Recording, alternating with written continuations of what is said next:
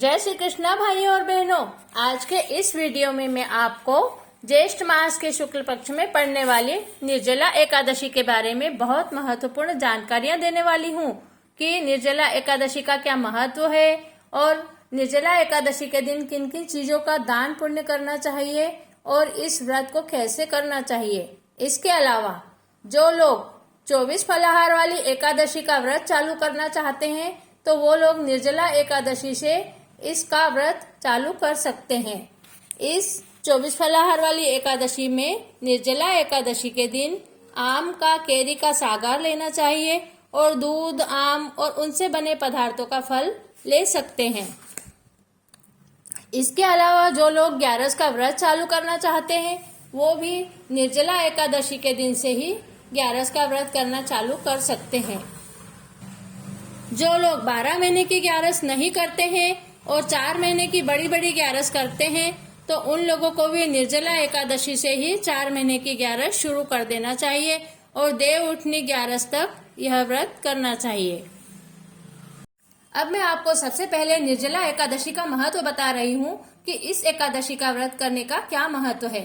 तो सुनिए, निर्जला एकादशी का व्रत जो व्यक्ति कर लेता है और इसको पूरे नियम पूर्वक करता है, इसका व्रत 24 घंटे तक बिल्कुल अन्न जल लिए बगैर करना चाहिए, जिससे इसका फल सहस्त्रों गुना बढ़ जाता है।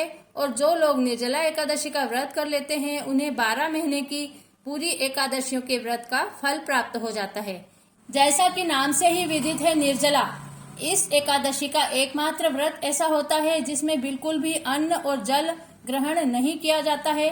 और इस व्रत को करने के लिए आपको संकल्प लेना होता है कि सुबह स्नान ध्यान करके हम सुबह से ही सोच ले कि आज हमें निर्जला एकादशी का व्रत बिल्कुल निर्जल रहकर ही करना है। तो आपको परमात्मा से शक्ति प्राप्त होती है और आपका मन वैसा ही हो जाता है और आप दिन भर निर्जल रहकर इस व्रत को बहुत ही सरलता से कर सकते हैं। लेकिन मैं आपको एक बात और यह भी बताना चाहती हूँ कि जो लोग इस व्रत को निर्जल रहकर करने में समर्थ हों वो ही इस व्रत को निर्जल करें। नहीं कर सकते तो आप भगवान के सामने संकल्प लेकर यह कह दें कि हे भगवान, मैं आज निर्जला एकादशी का व्रत कर रही हूँ, लेकिन मैं जितने घंटे निर्जल रह सकती हूँ उतने घंटे निर्जला करूंगी और उसके बाद जब नहीं रह सकती तो मैं जल ग्रहण करके इस व्रत को करूंगी। इसके अलावा अगर आप निर्जल रहकर या जल ग्रहण करके भी इस व्रत को नहीं कर सकते तो आप इस व्रत को करने का एक उपाय यह भी कर सकते हैं कि आप इस व्रत को लिक्विड लेकर करें।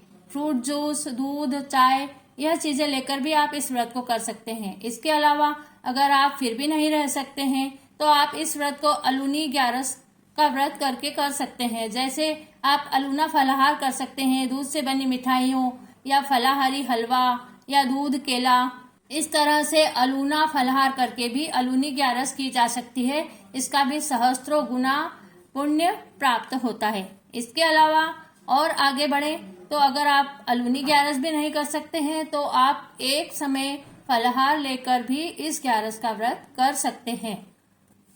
निर्जला एकादशी के दिन आम का फलाहार करना बहुत विशेष महत्व रखता है। आप आम का दान करें, आम ही भगवान को चढ़ाएं। आम का रस बनाकर भी आप उसका प्रसाद ले सकते हैं और लोगों को आम रस दान भी कर सकते हैं। आम रस किसी प्रकांड पंडित को पिला भी सकते हैं। इसका बहुत अधिक महत्व है।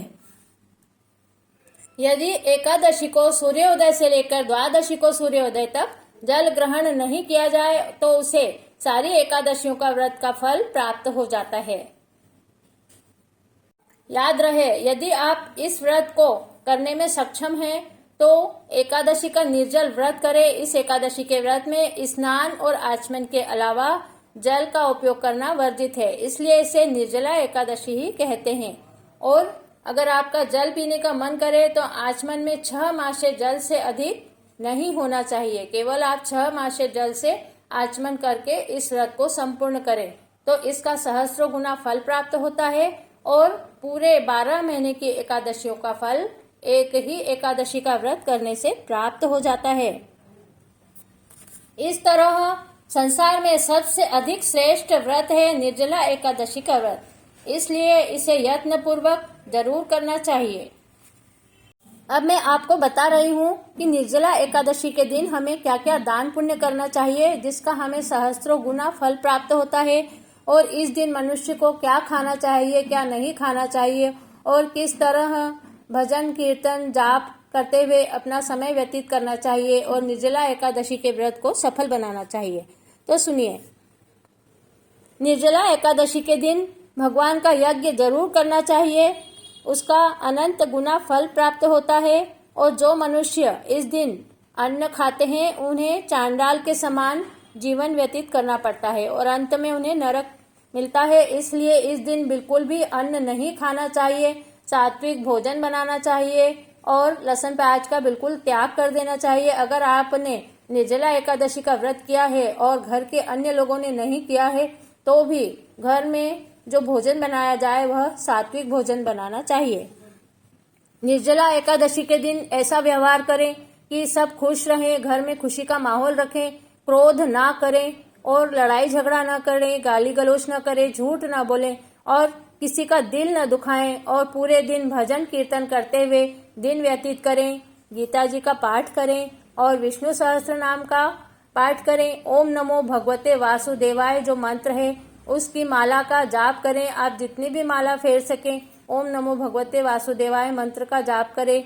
और हरे राम राम राम हरे हरे, हरे कृष्ण कृष्ण कृष्ण हरे हरे, इस महामंत्र का भी आप जितनी माला जाप सकें जरूर जाप करें।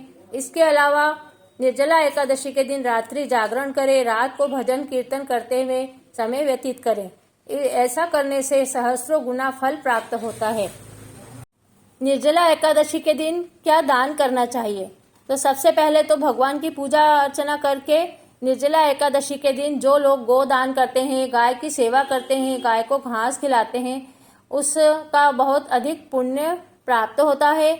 और जो ब्राह्मणों को मिष्ठान खिलाना चाहिए, अच्छी अच्छी मावे की मिठाई हो या आम खंड हो या आम के पकवान, आम रस हो, तो वह दान देना चाहिए, आमों का दान देना चाहिए और ब्राह्मणों को दक्षिणा देना चाहिए। इसके अलावा जल से भरे कलश का दान भी अवश्य करना चाहिए। निर्जला एकादशी के दिन अन्न, वस्त्र, पात्र और जूतों का दान करना चाहिए। जैसे कोई गरीब व्यक्ति है, उसके पास जूते नहीं है और अगर आपने उसको जूते लेकर पहना दिए तो वो बहुत दुआएं देगा और उसका बहुत अधिक फल प्राप्त होता है। इसके अलावा निर्जला एकादशी के दिन भगवान का तुलसी अर्चन करना चाहिए और भगवान की परिक्रमा करना चाहिए। अब मैं आपको बता रही हूँ कि 24 फलाहार वाली एकादशी करने वालों को निर्जला एकादशी के दिन किस चीज का फलाहार करना चाहिए और प्रसाद चढ़ाना चाहिए और इसका व्रत करने से मनुष्य को किस योनि से छुटकारा मिलता है और इस दिन भगवान के किस नाम का जाप करना चाहिए। वही एकादशी आती है ज्येष्ठ मास के शुक्ल पक्ष की निर्जला एकादशी, जो कि बहुत बड़ी मानी जाती है और इस दिन अधिकतर लोग निर्जल रहकर ही व्रत करते हैं। इस दिन केरी या आम का फलाहार चढ़ाया जाता है। इस दिन ऋषिकेशाय नमः का जाप करना चाहिए और इस दिन व्रत करने वालों को कीड़ियों की योनि से छुटकारा मिलता है। अब मैं आपको निर्जला एकादशी की पूजन विधि और नियम बता रही हूँ।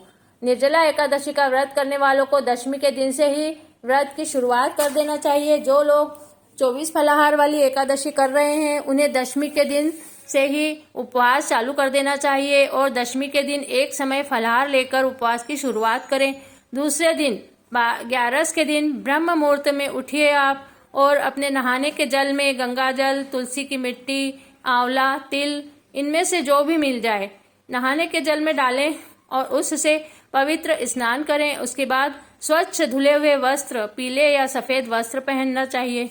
और अगर आप गंगा जी के किनारे रहते हैं, नर्मदा के पास में रहते हैं या किसी पवित्र नदी के पास में आप निवास करते हैं या पवित्र नदी पर जाकर आप स्नान कर सकते हैं, तो इसका बहुत अधिक पुण्य प्राप्त होता है। आप जरूर नदी में स्नान करें और वहां पर पितरों को जल दें। उसके बाद स्वच्छ वस्त्र पहनकर आपके घर में जो भी भगवान का विग्रह है, लड्डू भगवान की मूर्ति है, राधा कृष्ण की है, लक्ष्मी नारायण की है, तो उन्हें एक पट्टे पर स्वच्छ वस्त्र बिछाकर उन्हें विराजित करें और फिर उनका शुद्ध गंगा जल से, पवित्र जल से स्नान कराएं और उनका पंचामृत से और दूध से अभिषेक करना चाहिए। उसके बाद पवित्र जल से स्नान करवाकर उन्हें पीली पोशाक पहनाएं और उनका बढ़िया चंदन से श्रृंगार करें। उन्हें अच्छे अच्छे गहने मालाएं पहनाएं, पुष्प मालाएं पहनाएं, पीले पुष्प की माला पहनाएं।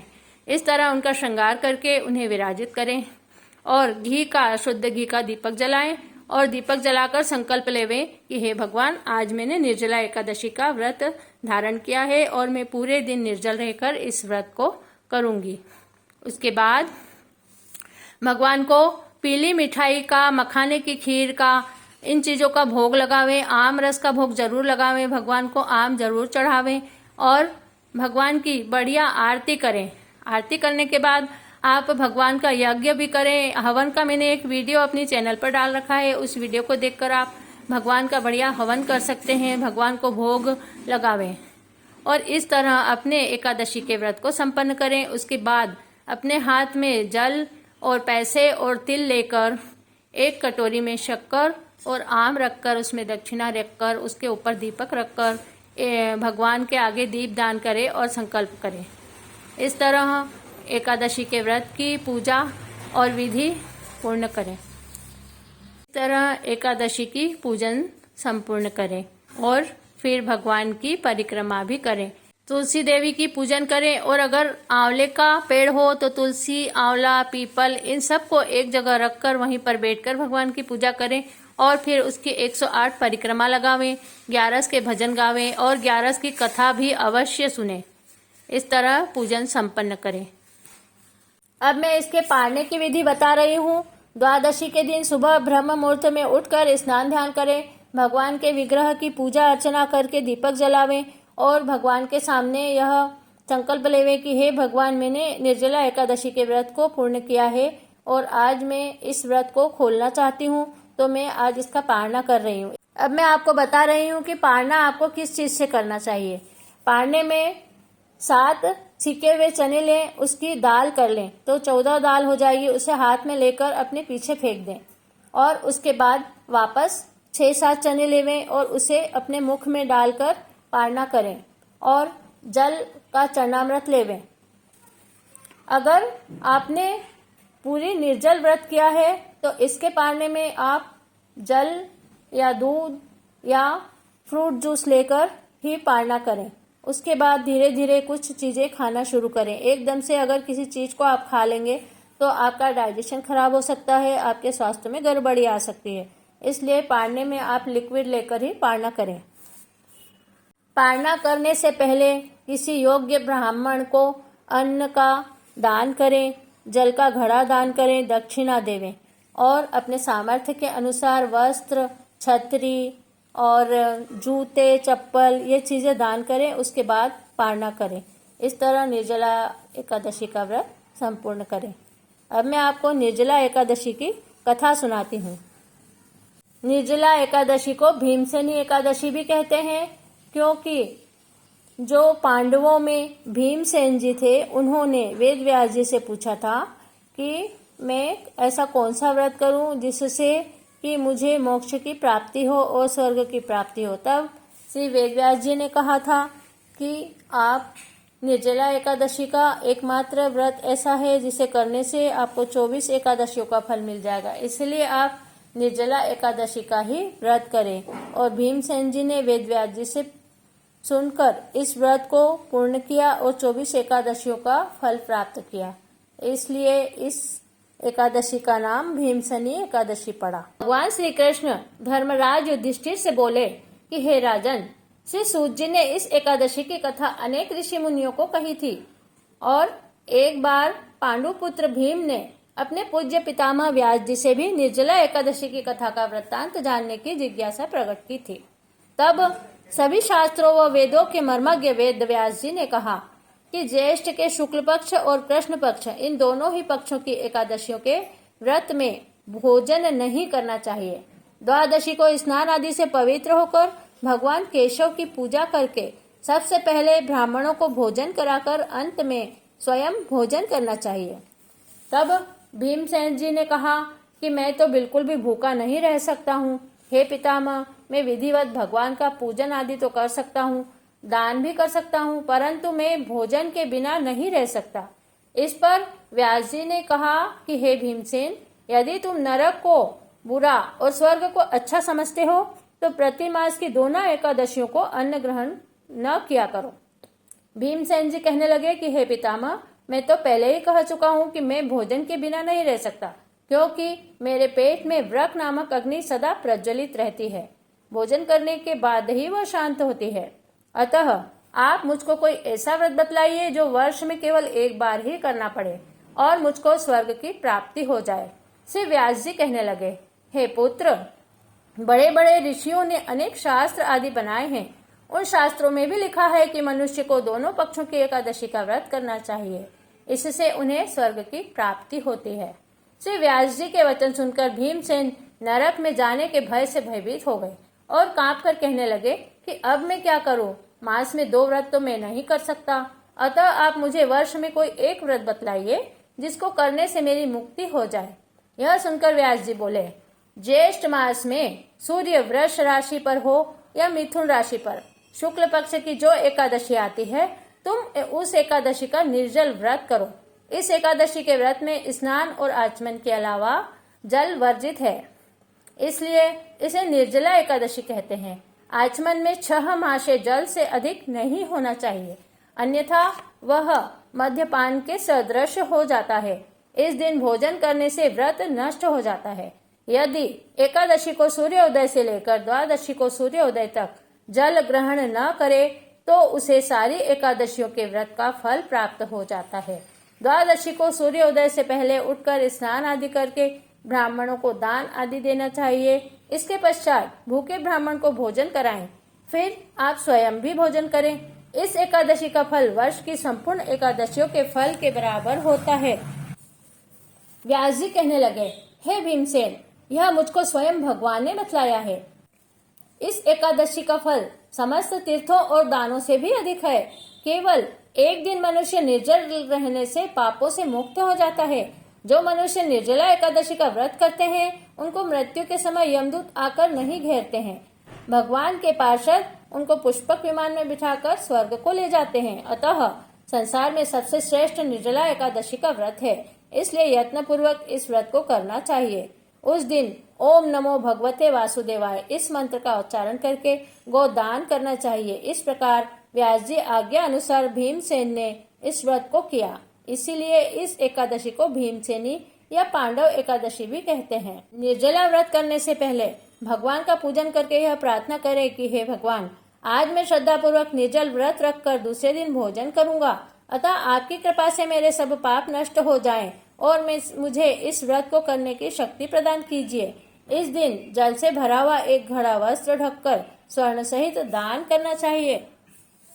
जो मनुष्य इस व्रत को दोपहर में स्नान तप आदि करके करते हैं उनको करोड़ पल सोने के दान का फल मिलता है, और जो इस दिन यज्ञ आदि करते हैं उनका फल तो वर्णन ही नहीं किया जा सकता है। निर्जला एकादशी के व्रत से मनुष्य विष्णु लोक को प्राप्त होता है। जो मनुष्य इस दिन अन्न खाते हैं वे चांडाल के समान हैं, वे अंत में नरक में जाते हैं। ब्रह्म हत्या, मद्यपान करने वाले, चोरी करने वाले या गुरु के साथ द्वेष करने वाले इस व्रत के करने से सब स्वर्ग को जाते हैं। हे भीमसेन, श्रद्धा पूर्वक इस व्रत को करने को प्रथम भगवान का पूजन, फिर गोदान, ब्राह्मणों को मिष्ठान व दक्षिणा देना चाहिए तथा जल से भरे कलश का दान अवश्य करना चाहिए। निर्जला एकादशी के दिन अन्न, वस्त्र, पात्र, जूते आदि का दान भी करना चाहिए। जो मनुष्य भक्ति पूर्वक इस कथा को पढ़ते या सुनते हैं उनको निश्चय ही स्वर्ग की प्राप्ति होती है। इस तरह भीमसेन जी ने भी वेद व्यास जी के कहने पर निर्जला एकादशी का व्रत पूरी विधि विधान से निर्जल रहकर किया और उन्हें पूरी 24 एकादशियों का फल प्राप्त हुआ और अंत में उन्हें स्वर्ग की प्राप्ति हुई। इस तरह इस निर्जला एकादशी का महान व्रत सभी को करना चाहिए। इस बार निर्जला एकादशी त्रिस्पर्शी एकादशी आई है और इसका व्रत जरूर करें।